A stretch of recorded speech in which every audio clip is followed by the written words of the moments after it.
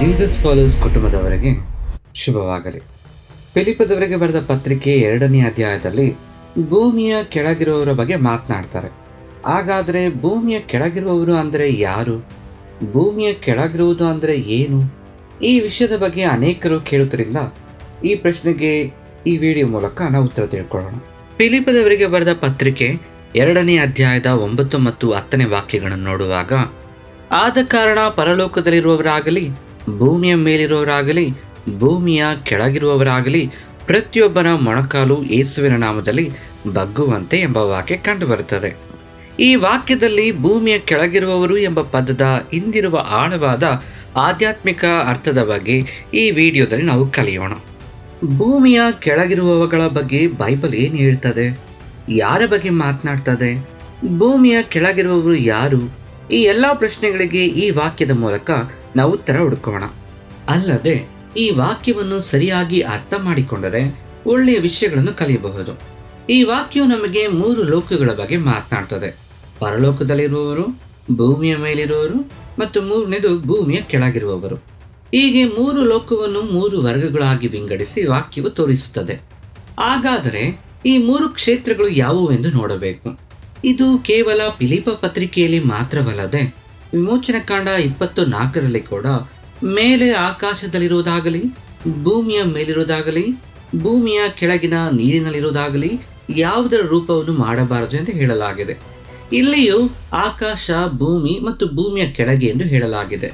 ಅಷ್ಟೇ ಅಲ್ಲದೆ ಪ್ರಕಟಣೆ ಗ್ರಂಥ 5:3ರಲ್ಲಿ ನೋಡಿದರೆ, ಆಕಾಶದಲ್ಲಿ ಆಗಲಿ, ಭೂಮಿಯ ಮೇಲಾಗಲಿ, ಭೂಮಿಯ ಕೆಳಗೆ ಆಗಲಿ ಆ ಗ್ರಂಥವನ್ನು ಬಿಚ್ಚುವುದಕ್ಕಾಗಲಿ ಅದರೊಳಗಿರುವುದನ್ನು ನೋಡುವುದಕ್ಕಾಗಲಿ ಯಾರಿಗೂ ಶಕ್ತಿ ಇರಲಿಲ್ಲ ಎಂದು ಹೇಳಲಾಗಿದೆ. ಅಂದರೆ ಪ್ರಕಟಣೆ ಗ್ರಂಥದಲ್ಲೂ ಆಕಾಶ, ಭೂಮಿ ಮತ್ತು ಈ ಭೂಮಿಯ ಕೆಳಗೆ ಎಂದು ಹೇಳಲಾಗಿದೆ. ಹೀಗೆ ವಾಕ್ಯದಲ್ಲಿ ವಿಭಾಗಿಸಿರುವ 3 ಲೋಕಗಳನ್ನು ನಾವು ಸ್ಪಷ್ಟವಾಗಿ ನೋಡಬಹುದು. ಅದರಲ್ಲಿ ಮೊದಲನೆಯದು ಆಕಾಶ ಮಂಡಲ.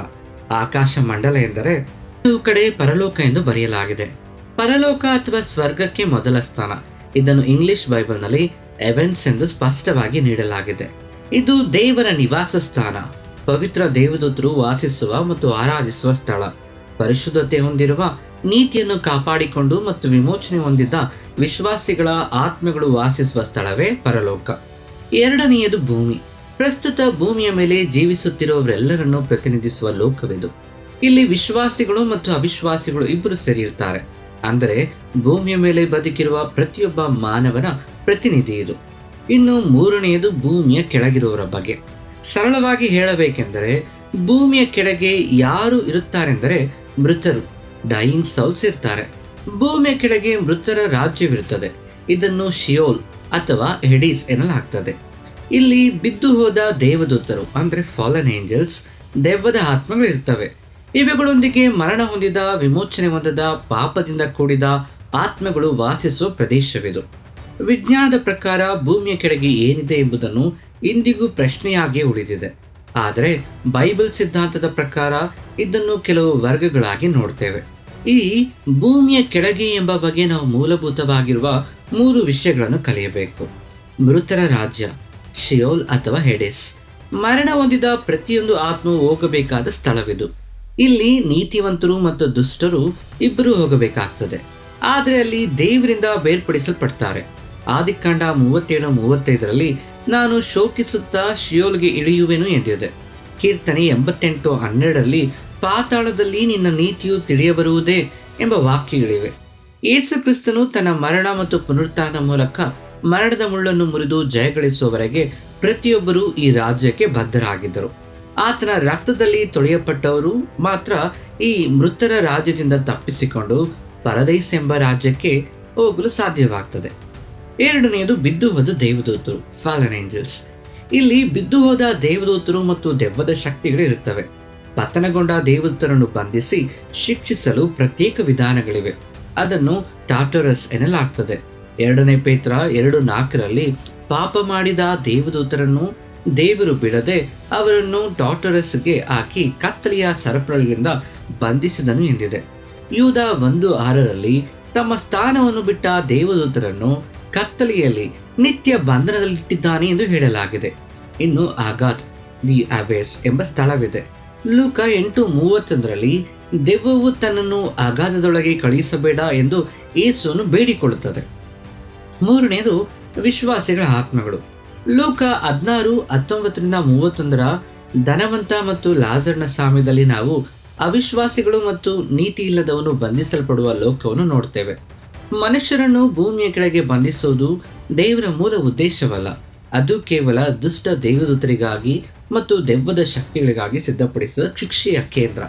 ಆದರೆ ಯಾರು ದೇವರಿಂದ ದೂರವಾಗಿ ಪಾಪದಿಂದ ತುಂಬಿರ್ತಾರೋ ಅಂಥವರ ಆತ್ಮಗಳು ಅಲ್ಲಿಗೆ ಹೋಗ್ತವೆ. ಬೈಬಲ್ ಪ್ರಕಾರ ಹೆಡಿಸ್ ಎಂಬುದು 3 ಭಾಗಗಳಾಗಿರ್ತದೆ. ಅಬ್ರಹಾಮನ ಮಡಿಲು, ಇದು ನೀತಿವಂತರಿಗೆ ಮತ್ತು ಪರಿಶುದ್ಧರಿಗೆ ಆಶ್ರಯ ನೀಡುವ ಸ್ಥಳ. ಎರಡನೆಯದು ಯಾತನೆಯ ಸ್ಥಳ, ಅಂದರೆ ಶಿಯೋಲ್. ಇದು ಕೆಟ್ಟವರು ತಮ್ಮ ಪಾಪಕ್ಕಾಗಿ ಶಿಕ್ಷೆ ಅನುಭವಿಸುವ ಸ್ಥಳ. ಮೂರನೆಯದು ಮಧ್ಯದಲ್ಲಿರುವ ಅಗಾಧ. ಈ ಎರಡರ ಮಧ್ಯೆ ಒಂದು ದೊಡ್ಡ ಪ್ರಪಾತವಿರುತ್ತದೆ. ಇಲ್ಲಿ ಬಿದ್ದು ಹೋದ ದೇವದೂತರು ಮತ್ತು ದೆವ್ವದ ಶಕ್ತಿಗಳು ಬಂಧಿಸಲ್ಪಟ್ಟಿರುತ್ತವೆ. ಭೂಮಿಯ ಕೆಳಗಿರುವವರು, ಭೂಮಿಯ ಮೇಲಿರುವವರು ಮತ್ತು ಪರಲೋಕದಲ್ಲಿರುವವರು ಎಂಬ 3 ವರ್ಗಗಳನ್ನು ಏಕೆ ಉಲ್ಲೇಖಿಸಲಾಗಿದೆ ಎಂದರೆ ಇದು ಯೇಸು ಕ್ರಿಸ್ತನ ದೈವತ್ವ ಮತ್ತು ಆತನ ಸರ್ವಾಧಿಕಾರವನ್ನು ತೋರಿಸುತ್ತದೆ. ಯೆಶಾಯ 45:23ರಲ್ಲಿ ಪ್ರತಿ ಮೊಣಕಾಲು ನನ್ನ ಮುಂದೆ ಬಾಗುವುದು ಎಂದು ಹೇಳಲಾಗಿದೆ. ಅಪೊಸ್ತಲ ಪೌಲನು ಈ ಭವಿಷ್ಯವಾಣಿಯನ್ನು ಯೇಸು ಕ್ರಿಸ್ತನಿಗೆ ಅನ್ವಯಿಸಿ ಯೇಸು ಕ್ರಿಸ್ತನಿಗೆ ಈ 3 ಲೋಕಗಳ ಮೇಲೆ ಸಂಪೂರ್ಣ ಅಧಿಕಾರವಿದೆ ಎಂದು ನೆನಪಿಸಿದ್ದಾನೆ. ಈಗ ಯೇಸು ಕ್ರಿಸ್ತನ ಅಧಿಕಾರವು ಪರಲೋಕದಲ್ಲಿ ಪವಿತ್ರ ದೂತರು ಮತ್ತು ಪರಿಶುದ್ಧ ಆತ್ಮಗಳ ಮೇಲೆ ಆತನ ಅಧಿಕಾರವಿದೆ. ಎರಡನೆಯದು ಭೂಮಿಯ ಮೇಲೆ ಜೀವಂತವಾಗಿರುವ ಸಮಸ್ತ ಮಾನವರ ಮೇಲೆ, ವಿಶ್ವಾಸಿ ಮತ್ತು ಅವಿಶ್ವಾಸಿಗಳ ಮೇಲೆ ಅಧಿಕಾರವಿದೆ. ಮತ್ತು ಮೂರನೆಯದು ಭೂಮಿಯ ಕೆಳಗೆ ಮೃತರ ಆತ್ಮಗಳು, ದೆವ್ವಗಳು ಮತ್ತು ಬಿದ್ದು ಹೋದ ದೇವದೂತರ ಮೇಲೆ ಕೂಡ ಆತನ ಅಧಿಕಾರವಿದೆ. ಪ್ರಕಟಣೆ 5:3ರಂತೆ ಆ ಗ್ರಂಥವನ್ನು ಬಿಚ್ಚುವ ಶಕ್ತಿ ಕೇವಲ ಯೇಸು ಕ್ರಿಸ್ತನಿಗೆ ಮಾತ್ರವಿದೆ. ಮತ್ತಾಯ 12:40ರಲ್ಲಿ ಯೋನನು ಮೀನಿನ ಹೊಟ್ಟೆಯಲ್ಲಿ 3 ದಿನ ಇದ್ದಂತೆ ಮನುಷ್ಯಕುಮಾರನು ಭೂಮಿಯ ಒಳಗಿರುವನು ಎಂದು ಹೇಳಲಾಗಿದೆ. ಅಂದರೆ ಆತನ ಮೃತರ ಲೋಕಕ್ಕೆ ಹೋಗಿ ಅಲ್ಲಿಯೂ ತನ್ನ ಅಧಿಕಾರವನ್ನು ಸ್ಥಾಪಿಸಿದನು ಎಂದು 1 ಪೇತ್ರ 3:18-20 ಪ್ರಕಾರ ಆತನು ಸರಿಯಲಿದ್ದ ಆತ್ಮಗಳಿಗೆ ಸಾರಿದನು. ಇಲ್ಲಿ ಮೊಣಕಾಲುಗಳು ಬಗ್ಗುವುದು 2 ರೀತಿಯಲ್ಲಿ ಇರ್ತದೆ.